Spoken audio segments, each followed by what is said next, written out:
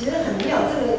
这个题目其实是在3个月前这个服事表出来的时候就已经定好这个题目，然后这段经文也是在那个时候选的。我觉得上帝真的很爱我们，知道我们现在这个时刻真的很需要像这样子的信息。最近网络的消息非常的复杂，非常的多样化。那我们会知道，从创世纪一开始，魔鬼撒旦他就很喜欢用一些谎言、似是而非的言论来混淆我们，混淆我们心里的想法。他们常常用“上帝真的这么说吗？你确定吗？”好，那现在呢？我们常常在心里会冒出来的声音是：在耶稣里真的有平安吗？在耶稣里真的有平安吗？当道成肉身的耶稣，他按着上帝的心意，被施洗约翰洗礼之后，圣灵如歌降在他的身上。我们在读马太福音书的时候，这些过程，这些经文应该都有读到。圣灵降在他的身上，他就蛮有圣灵的能力，然后他可以胜过魔鬼的试探，然后展开他一连串的服事，包括讲道、医治、赶鬼，什么东西他都样样来。他的所言所行就展现了上帝的公义、慈爱跟怜悯，展现了属天国的一个样貌，也展现了一个社会该有的样子。一个社会不应该是像我们现在一直以来好像就是有无止境的竞争跟掠夺。其实资本主义本来就是一个竞争跟掠夺的一个思想。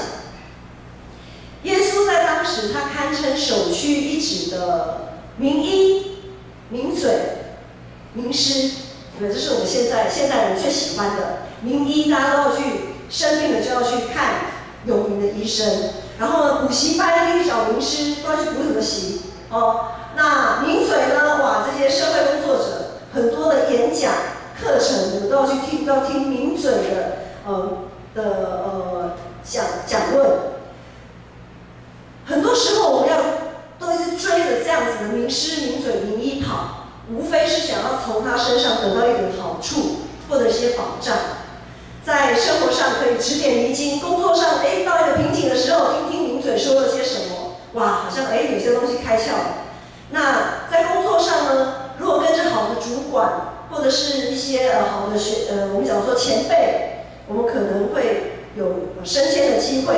在课业上得到好的补教老师、名师的教导，哇，你课业应该也会扶摇直上。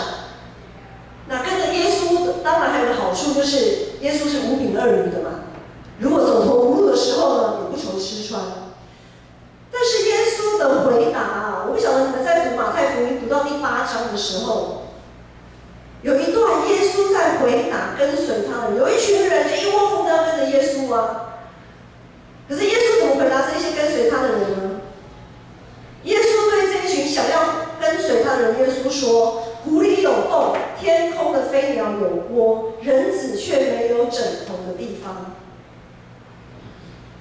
我再读一次：“湖里有洞，天空的飞鸟有窝，人子却没有枕头的地方。”哇，这群跟随者很傻眼耶！耶稣怎么这样子回答啊？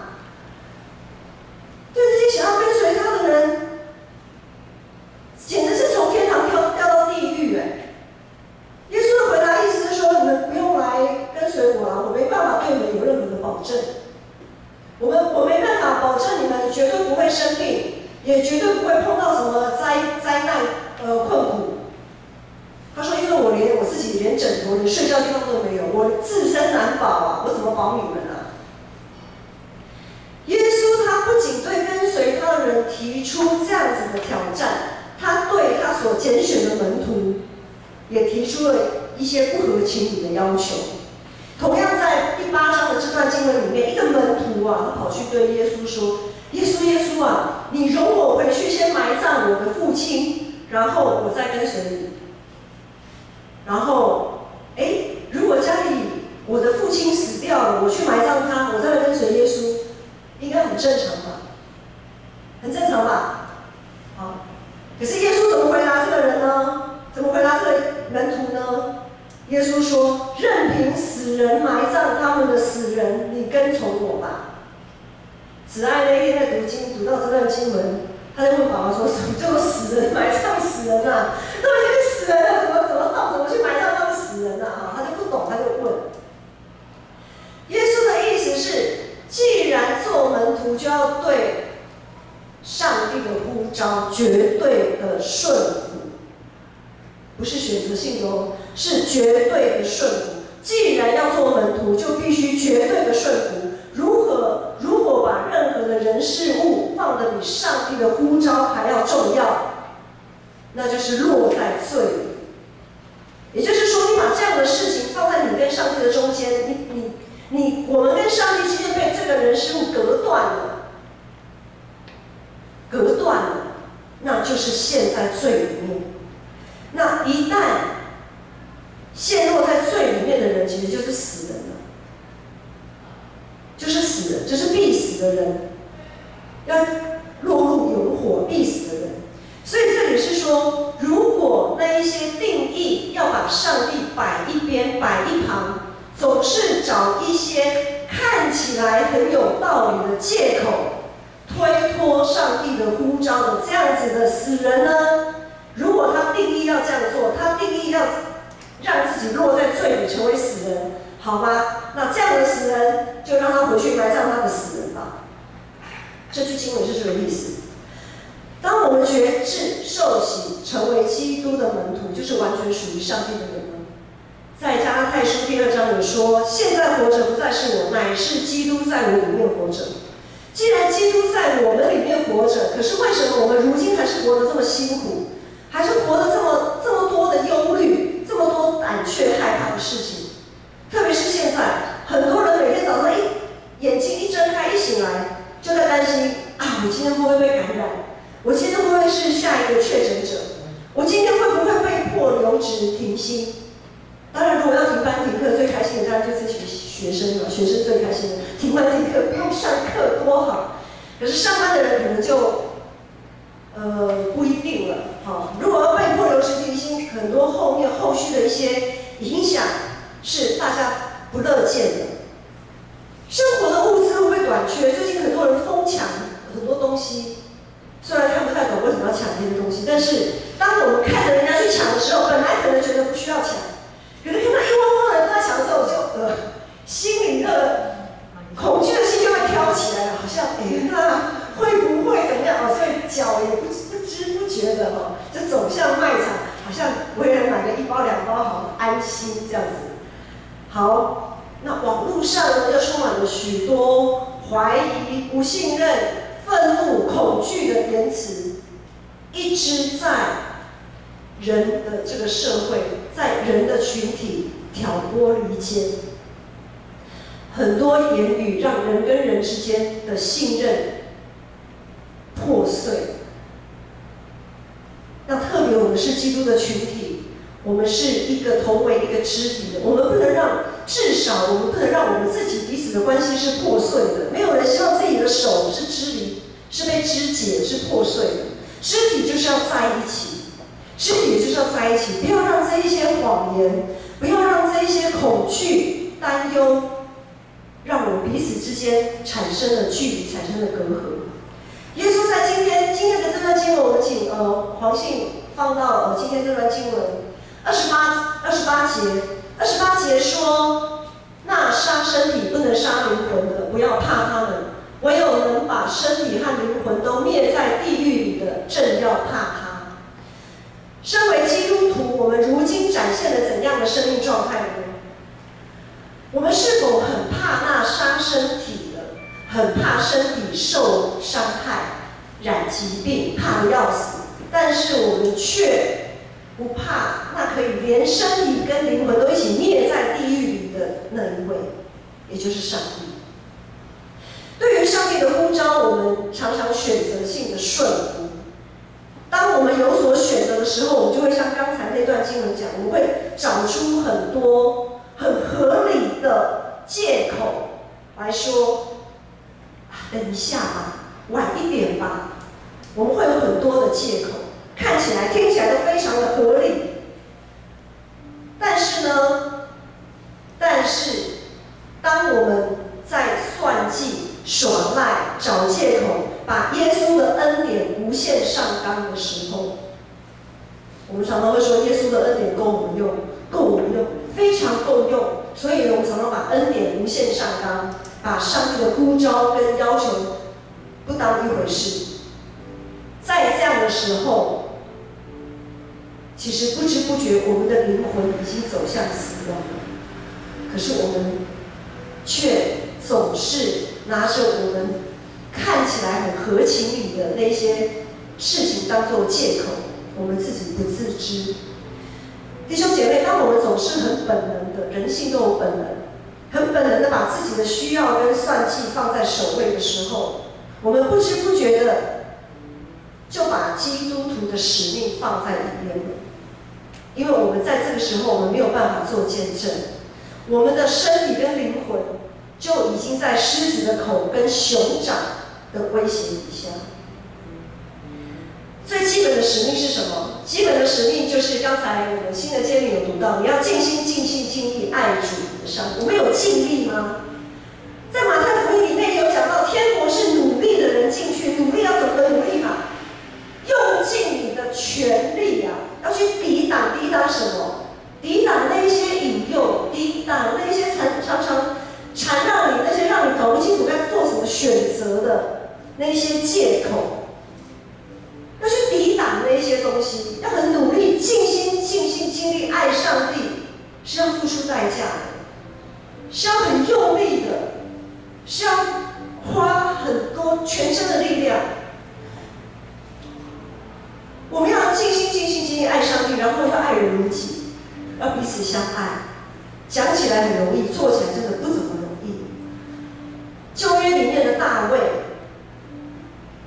他之所以能被称为合神心意的人，不是他有什么丰功伟业，而是在他每一次人生碰到困难、危险的时候，他能把上帝的意思放在首位。因着他始终有这样的信心，大卫我们知道牧童大卫，他其实从年轻的时候，他还没有称成王的时候，他还没有所成就的时候，他在年轻的时候就已经一直在训练磨练自己的信心。所以呢，小主日学老师或者有上过主日学的都很清楚，牧童大卫是怎么样把他的羊群，把上帝所赐给他的产业从哪里救出来。主日学，好，从狮子的口中跟熊掌的威胁下救出来嘛。我刚刚都已经破梗了，对不对？他在牧羊的时候，狮子跟熊这些野兽成为他的威胁，但是他凭着信心就可以把这些羊从他们的口中，从他们的熊掌下救出来。他从年轻的时候就这样子操练他的信心。耶稣在这段经文里面讲说，在刚才讲的第8章的里讲说，任凭死人埋葬他们的死人，你跟从我吧。耶稣看似不合情理的要求，其实是为了拯救我们的。绝对的顺服，绝对的信靠，其实是在我们生命当中的一个拯救啊。因为我们知道，这个绝对就是一个原则，是不可以轻易退让的，不然我们就输了。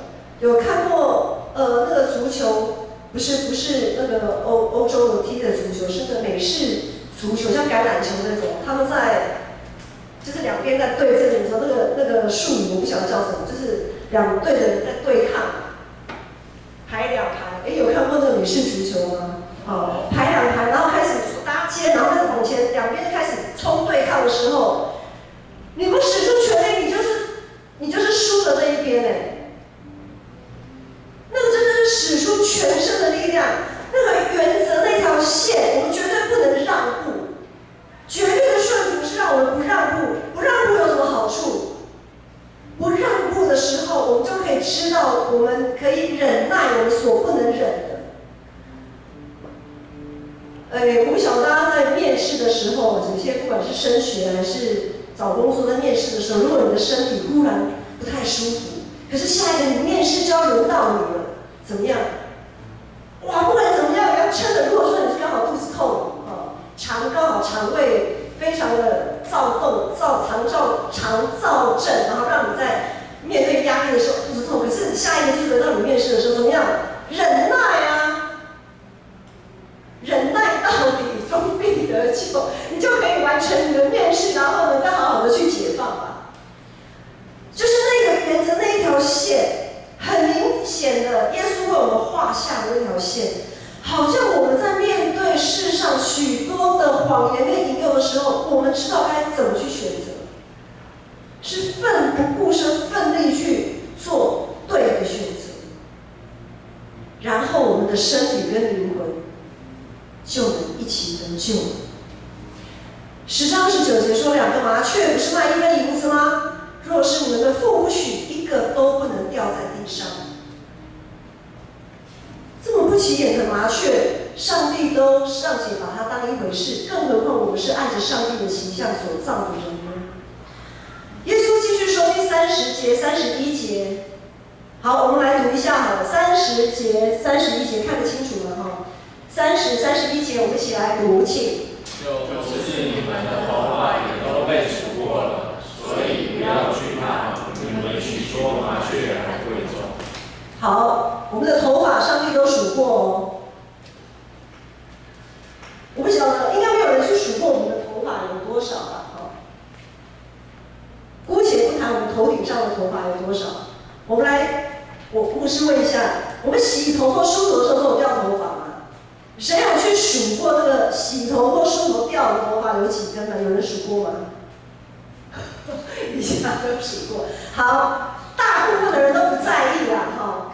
好，不管你是在意还是不在意，你头发掉几根，上帝都数过。意思是说，在我们生活当中的重担，不管你是在意还是不在意，上帝都数过。就连你不在意的，上帝都在意啊。上帝为什么会去数？就是在意他才会数啊。可是很多时候我们不在意，但是我们不在意的事情，连上帝都看重的，连上帝都看重的。我们生命的主权，头发也是个生命嘛，哈。因为它会长，它会一直不断的长。这也就是说，生命的主权都是在上帝的手里。身为基督徒、耶稣的跟随者，我们真的是要随时警醒祷告，用真理当作带子束腰。特别在现在整个世界乱成一团的时候，我们更要更努力的锻炼自己的信仰，锻炼自己的信心。在箴言书里面有讲说，你在患难之日若胆怯，你的力量就微小。我们如果在患难的日子胆怯了，开始害怕了，力量就微小。提摩太后书也说，因为上帝赐给我们的不是胆怯的心，而是刚强、仁爱、谨守的心。虽然耶稣说，狐狸有洞，天空的飞鸟有窝，人子却没有枕头的地方。讲起来好像真的他自身难保，他不能对我们保障什么。但是大家在读福音书的时候，特别是马太福音，牧师都有帮你们复习哦，你们要看哦，不然你们都不晓得故事在讲什么。如果你们读到马太福音这一阵子有跟着读，就知道，当耶稣带着门徒乘船渡海的时候，他在海上遇到了什么？大风浪。这个风浪大到整个船都被淹没了。但是耶稣在干嘛？耶稣在睡觉。一个连枕头都没有的地方，他说人子却没有枕头的地方，一个连枕头都没有的人，却可以在那样子的大风浪、大患难当中安然睡觉。可是那些平常有枕头可靠的门徒，怎么样？吓得惊慌失措。我们这一群平凡人，很看重身体需要的人，平常我们都为了自己可以好好睡个觉在努力。可是真正的信仰是要怎么看得出来？就是在大患难当中，我们是不是可以跟耶稣一样，即便在风浪大到不行的时候，整艘船快要沉没的时候，我们仍我们仍然可以平静安稳。我们都是耶稣所拣选的，耶稣所选的门徒，是天父所爱的儿女。不晓得你现在正面对怎么样的困难，考试的困难，升学的困难，还是工作上的困难，还是家庭上的困难？不晓得你正面对怎么样的威胁？今天这段经文告诉你，上帝的话告诉你，不要怕，不要怕，因为在我们里面的比这个世界还要大。我们人是这么的小，拿到外太空看不到人，连蚂蚁都不是。可是我们在我们里面比这个世界还要大。我们想象一下吧，基督徒，想象一下，我们比这个世界、比宇宙还要大了。在我们里面的比这个世界还要大。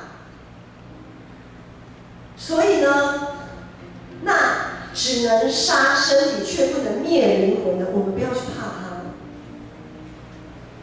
这个世界不能灭我们的灵魂，除非我们自己先胆怯，我们自己先退缩了，我们自己不能先坚持住，那我们的灵魂真的是会很凄惨。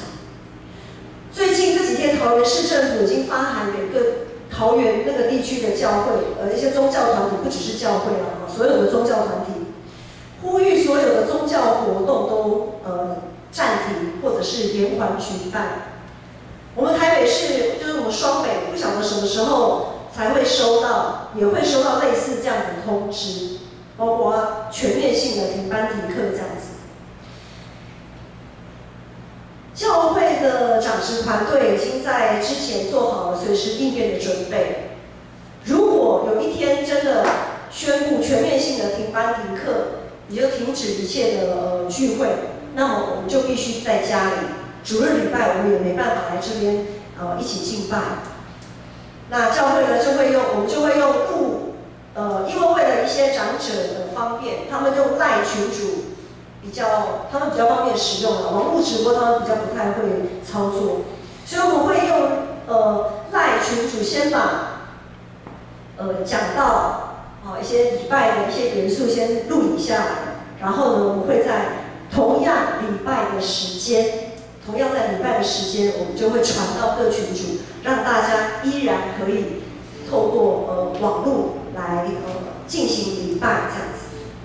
那除了礼拜之外呢，如果真的有这样子的情况发生，请大家用网络或打电话彼此关怀，为彼此代祷，为每一个充满恐惧、忧伤的灵魂求主安慰。特别现在通讯软体网络非常的方便，我们要留意在网络上污秽的言语一句都不可以出口。总要随时说造就人的好话，让听的人得益处。负面的言语已经太多了，我们一定要保守我们的心，不要逞一时之快，就跟别人在那边抱怨这个抱怨那个。我们每个礼拜，我们每一天都在为政府机关他们的防疫措施祷告，周报上都有嘛。至少你没有每天，至少每个礼拜，我们已经好几个礼拜了。为这些防疫措施、防疫人员、防疫的政策，我们一直不断的为这个祷告。我们就不要再去批判，因为那个批判已经够多了，我们不需要再去加油添醋。我们基督徒能做的是什么？我们基督徒能做的就是要说造就人的好话。26、27节说。所以不要怕他们，因为掩盖的事没有不露出来的，隐藏的事没有不被人知道的。我在暗中告诉你们的，你们要在明处说出来；你们耳中所听的，要在房上宣扬出来。什么意思呢？意思是在过去，或许对于耶稣的话，对于上帝的呼召，我们选择性的听，选择性的顺服。然后呢，就被我们的胆怯跟忧虑给掩藏起来。也就是说，我们没有办法好好的为主做见证，我们没有办法好好的做光做影。但如今呢，如今，特别在现在这个时候，世界地球村，全世界好像碰到大风浪快要淹没的船，我们都是同在一条船上的。如今我们就要更加坚定，保守我们的心，坚定自己的信仰。即使这艘船即将要沉没，我们是不是人能像耶稣一样大有信心的安稳睡觉？我们是不是依然能够在这样的时刻为主做见证，展现一个基督徒该有的生命的样貌，而不是跟着别人一直在那边讲一些负面的话？我们要坚定的做给他们看，完成这样子，我们就可以继续完成上帝呼召我们的使命跟计划。不要因为环境如何的艰难，我们就在信仰上就退缩胆怯了。不要因为许多的谎言跟引诱，我们就产生疑惑。也不要因为未来可能会停止聚会，或者因着现在我们有减少聚会的情形，导致身体或许能得救，但是灵魂却已经走向死亡，这样子凄惨的下场。亚伯拉罕因着信，他随时不断的调整自己，过关斩将。摩西因着信，他可以面对那残酷的法老王，然后可以面对旷野那么多的试探。大卫他因着信，他救他的羊群跟自己脱离狮子跟熊的威胁。耶稣因着信，他甘愿牺牲，自动走上十字架，流宝血，就是为了要挽回、救赎我们这一个一个看起来跟雀鸟、看起来跟头发好像那么不值得的生命，耶稣都愿意为我们这样牺牲。耶稣已经复活了，他已经战胜死亡的权势。在耶稣基督里，我们应该是拥有免于恐惧的自由。耶稣基督的救赎绝对不是过去式，就是说耶稣被钉十字架、受死、复活，好像是2000多年的事，不是这样的事情，不是过去的事。圣灵保惠师的帮助随时都在。我们的上帝是习在、今在、永在的上帝。当我们受苦的时候，耶稣也跟着我们受苦。当我们背起十字架的时候，我们是跟耶稣同背十字架。我们是他呼召的门徒。信心跟盼望的故事还没有完结。在主的爱里，我们没有惧怕。即使在旷野当中，即使在大风浪里面，得时不得时，我们都要继续活出信心和盼望与爱的生命。我们一起来唱这首诗歌。我们的信心还在恐惧当中摇摆吗？